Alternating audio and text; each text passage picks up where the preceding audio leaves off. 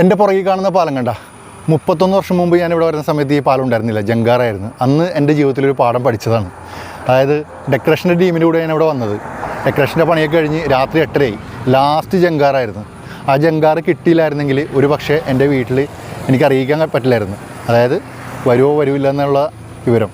അന്ന് ഈ mobile ഫോണൊന്നുമില്ല, land ഫോണാണ്. ലാൻഡ് ഫോൺ തന്നെ വളരെ അപൂർവമാണ്. എൻ്റെ വീടിൻ്റെ 3 വീട് അപ്പുറം ഏലിയാസിൻ്റെ വീട്ടിലാണ് ഉള്ളതാണ് എൻ്റെ ഒരു ഓർമ്മ, അതായത് ലാൻഡ് ഫോൺ. പിന്നെ ഉള്ളത് ഈ ഡെക്കറേഷൻ ടീമിൻ്റെ ഓണറിൻ്റെ വീട്ടിൽ.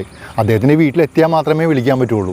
പക്ഷേ അന്ന് ആ ജങ്കാറിൽ കയറിയില്ലായിരുന്നെങ്കിൽ ഒരു പക്ഷേ ടെൻഷൻ അടിച്ച് വീട്ടുകാർ മരിച്ചാൽ. അപ്പോൾ അതിന് ശേഷം എവിടെ പോയാലും, എനിക്ക് അന്ന് 10-15 വയസ്സുള്ള കേട്ടോ, എവിടെ പോയാലും ഞാൻ ഒരു 2 ദിവസം കയറ്റി പറയും. അതായത് തിങ്കളാഴ്ച പറഞ്ഞിട്ടുണ്ടെങ്കിൽ ബുധനാഴ്ച വരുള്ളൂ എന്ന് പറയും. അപ്പോൾ ടെൻഷൻ അത്രയും കുറയുക. ഇൻ കേസ് എന്തെങ്കിലും എവിടെയെങ്കിലും പെട്ടുപോകണമെങ്കിൽ തന്നെ നമുക്കത് ബാലൻസ് ചെയ്യാം. അന്ന് പഠിച്ച പാഠമാണ്. ഇന്നും അത് തുടരുന്നുണ്ട്. ഇന്നും ഫോണൊക്കെ ഉണ്ടെങ്കിൽ പോലും അത് എനിക്ക് എന്താ പറയുക വർക്കാവുന്നുണ്ട്.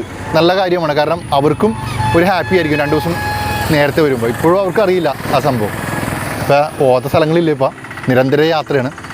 അപ്പോൾ 95-ൽ ഇവിടെ ജങ്കാറായിരുന്നു. ഇത് തട്ടേക്കാട് പാലമാണ്. എൻ്റെ പുറകെ കാണുന്ന കണ്ടില്ലേ, ഇവിടെ അതിമനോഹരമായൊരു ചിത്രം എനിക്ക് വർഷങ്ങൾക്ക് മുമ്പ് എടുക്കാൻ പറ്റിയിട്ടുണ്ട്. അത് ഞാൻ അവാർഡിനെ അയച്ചിട്ട് അവാർഡ് കിട്ടിയിട്ടുണ്ട് ആ പടത്തിന്. ആ ചിത്രം നിങ്ങളായിട്ട് പങ്കുവെക്കാം. അപ്പോൾ അങ്ങനെ നിരവധി കഥകൾ ഈ തട്ടേക്കാട് പാലവും തട്ടേക്കാട് പ്രദേശവുമായി ബന്ധപ്പെട്ടുണ്ട്.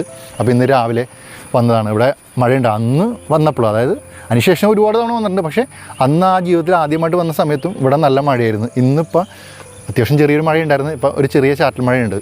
നല്ല ഭംഗിയാണ് കാണാൻ, നല്ല അന്തരീക്ഷം. മൺസൂൺ യാത്ര ചെയ്യാൻ പറ്റിയൊരു സമയമാണ്. പക്ഷേ വാഹനങ്ങൾ സൂക്ഷിക്കുക, ടയറൊക്കെ നല്ല പുതിയതാണെന്ന് ഉറപ്പ് വരുത്തുക, അല്ലെങ്കിൽ പണി പാളും കേട്ടോ. അപ്പോൾ ഇത് നിങ്ങളായിട്ടൊന്ന് പങ്കുവെക്കാൻ പറ്റിയേ സന്തോഷം.